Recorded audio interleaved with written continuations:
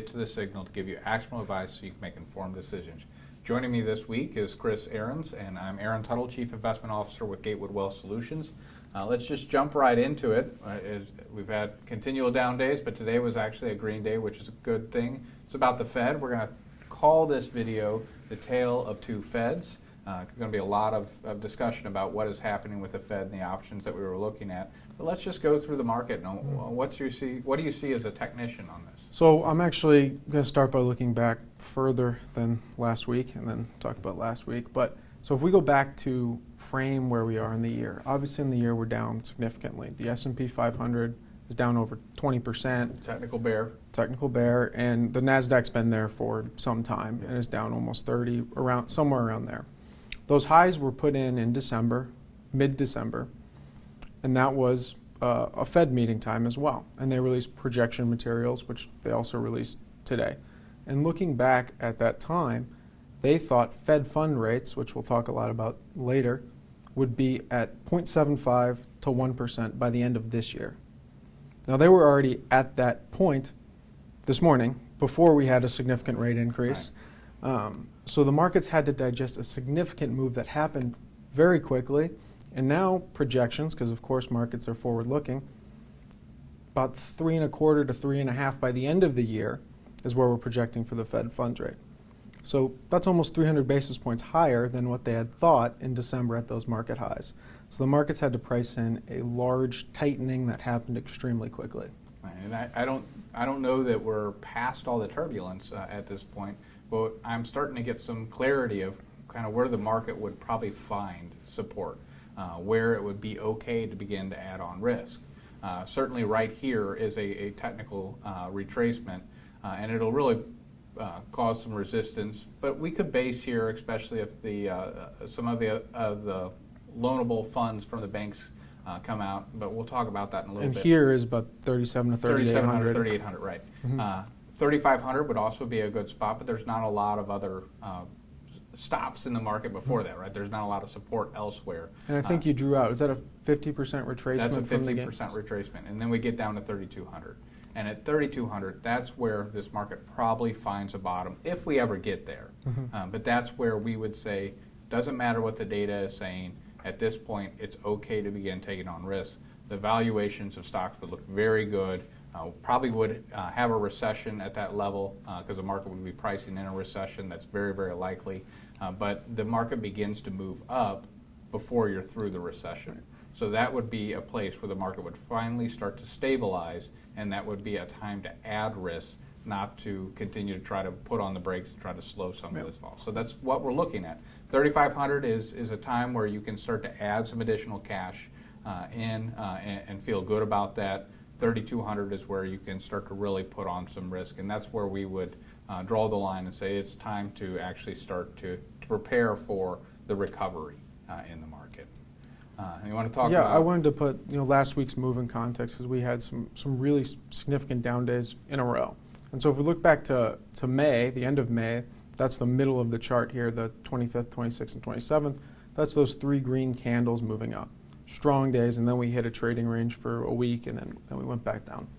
So those moves higher were on the back of PCE reading, which is there's a bunch of different ways to measure inflation. PCE is usually lower because it trades down, while CPI is a fixed basket. They do change the basket at times, but generally a fixed basket. And so we had a pretty light reading in the PCE. That was supportive of a Fed that does not need to act quickly. Market bounced up 7%.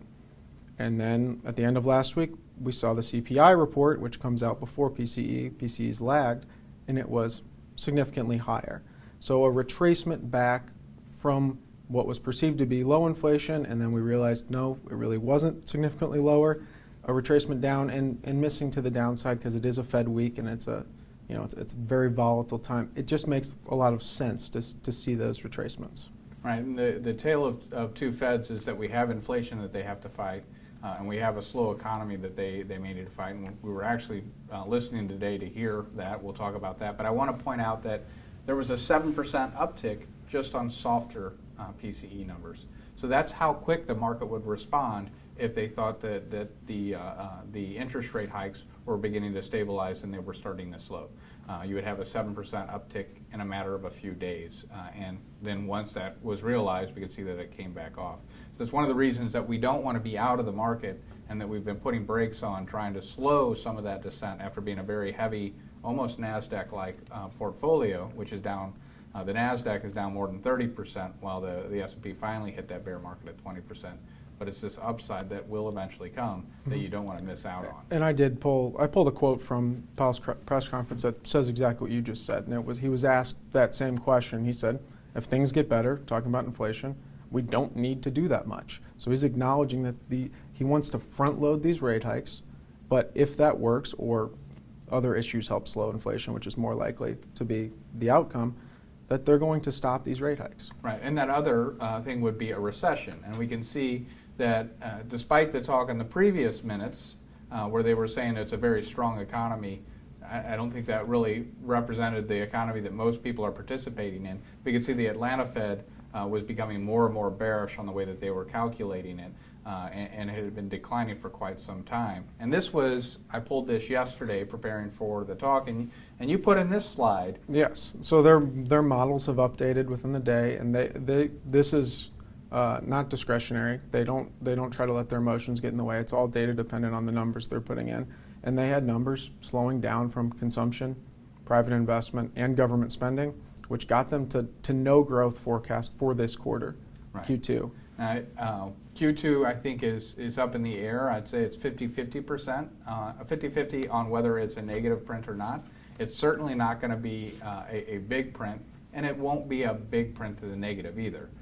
What has happened is a lot of the consumer goods have slowed, but there has been this move towards service, mainly vacation. People are wanting to get out after COVID. That may keep it positive.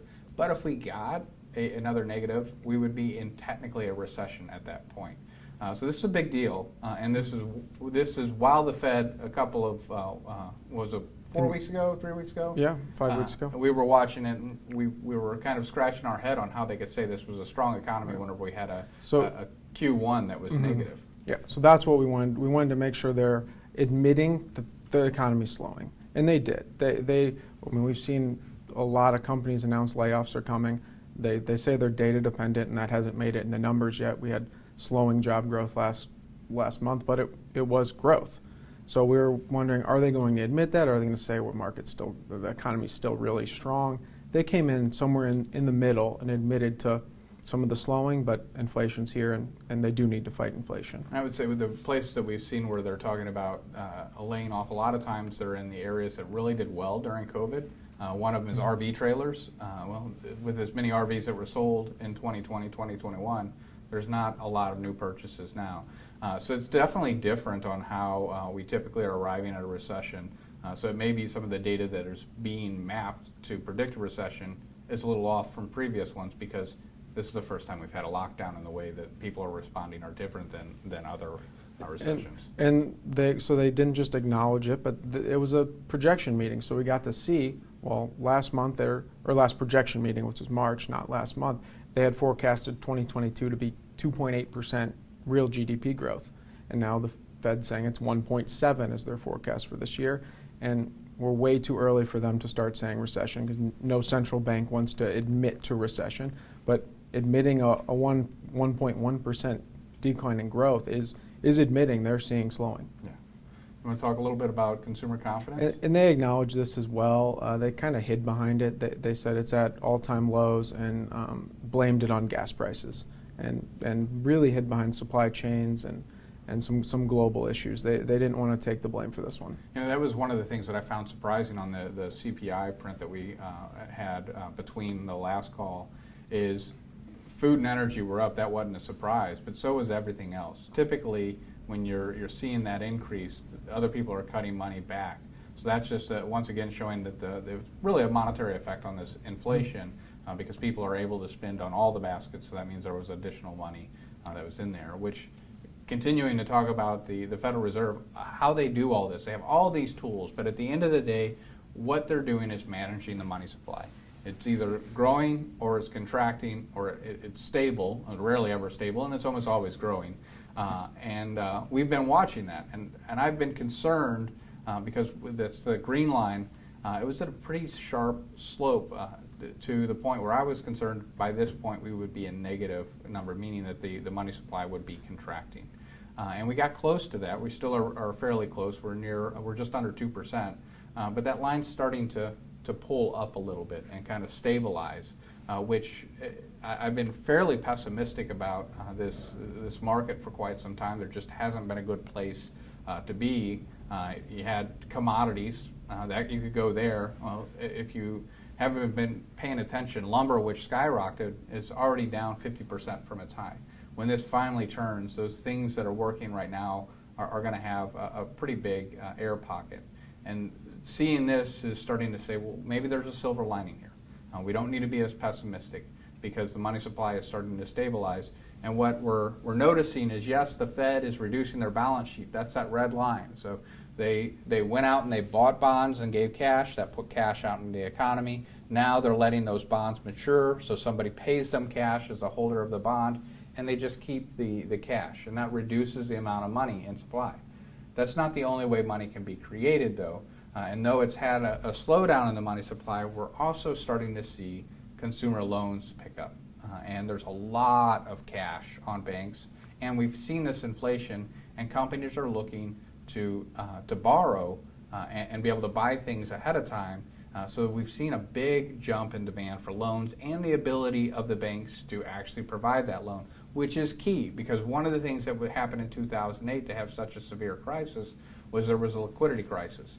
At the moment, the banks are quite well capitalized and have the ability to loan. And it may be that the Fed begins to slow their money supply growth at the same time the organic banks start to actually increase it through loans, so we can start to see that money supply really begin to stabilize through loans to the market. You said businesses, but consumers as well, right? The consumer likes to spend almost every dollar they make, and if they can get their hands on credit, they're going to do that and to continue consuming.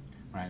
So as long as the credit conditions are okay, that they can do that, that's supportive. And we are a little concerned about the savings rate, but it may be that consumers are saving less because their assets relative to 3 years ago, it's much higher. Maybe they don't feel like they need to save as much. It's still too early to tell. That's kind of one of those things that we break away from the consensus where people say the consumer is really, really strong, and we say, well, consumer's okay. Yes. Businesses are still pretty strong.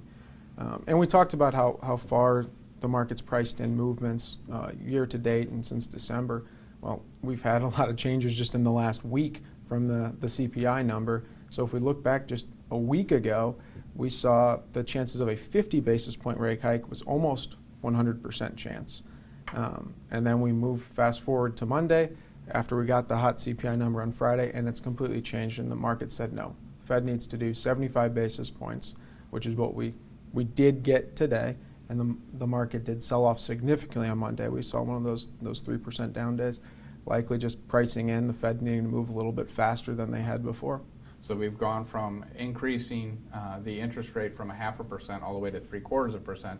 And to your point, at 0.75% to 1% is where we were going to be at the end of the year, and we moved that amount to today. Yes. Right? So the market is certainly pricing all of this in. Any other things on the tail of two Feds? No. Well, we really appreciate you tuning in. I know it's been a very bumpy ride. I would like to say that it's over. We don't know that yet. I still think that there is some potential downside, but we're starting to see some things clear here. Portfolios are positioned. We've had the brakes on, which has kind of slowed it down. And if we look at our models quarter to date, they're doing well relative to the benchmark. The one that is behind the benchmark the most would be our taxable moat. It doesn't have commodities in any sizable way. It doesn't have real estate because those tend not to be taxable. And yes, it would be great to go back and put those in. But as I mentioned, lumber is down 50%. If you go back and look at energy and how it acted through 2008, you could see there's a big run up and then a very sharp decline. So getting into those now would be adding risk to portfolios. And when we look at taxable moat, it's really a U.S. large cap dominant portfolio, so it would be appropriate to compare it to the S&P 500, which is basically right along with the S&P 500. It has very similar movement in its price relative to a U.S. large cap holding. S&P is down relative to a blended benchmark. It's one of those years where the S&P is lagging, tends to be ahead, but we think we're well positioned because we don't have a lot of the defensive stocks that the S&P has. We've basically bought things to offset some of our growth. So if we finally get this movement, which may not happen this week, but is probably coming, then we'll be able to grow out of this situation at a much faster pace because we already have our sails open on the boat. We just have some of the anchors, I guess, slowing us down on our drift going into this. So I know it's been rough, and we really appreciate you tuning in. If you haven't subscribed yet, please hit that subscribe button. And if you would like to share this message with your friends, hit that arrow button. And if you like that Chris is in a suit again, hit that like button. We really appreciate you tuning in. Thank you, and we will see you in 2 weeks. We've actually moved the structure to give us a 2-week time frame so that we have a little bit more time to prepare for these calls. So appreciate you tuning in. Thank you. Thank you for watching. Be sure to like the video and press the subscribe button right here so you never miss an update. If you have any questions or would like to get in touch with an advisor, click the link in the description below to request a meeting. We'll see you next time.